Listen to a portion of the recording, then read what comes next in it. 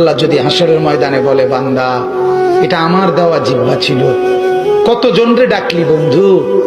আল্লাহ যদি বলে, বান্দা আমার এই জবানে আমার নামটা কি আমি একবারও শোনার অধিকার ছিল না?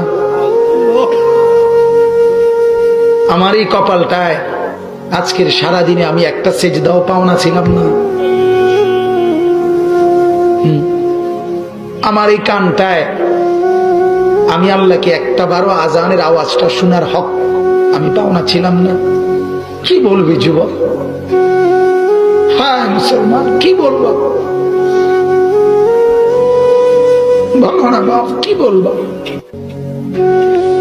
এক মা যদি বলে, মা তার পাষাণ ছেলেকেও যদি মা বলে, এরে বাপ 9টা মাস তোরে পেটে ধরছি রে বাপ, 2টা বছর তোরে বুকের দুধ খাওয়াইছি বাপ, বিনিময়ে তুই আজকে আমার মতো মা রে ভুলে গেলি বাপ, কেমনে রে সহ্য করলি? এই কথা বললে যত বড় পাষাণ ছেলেই হোক, সেও তো কিছুক্ষণের জন্য মাথাটা নোয়াই লাগবে।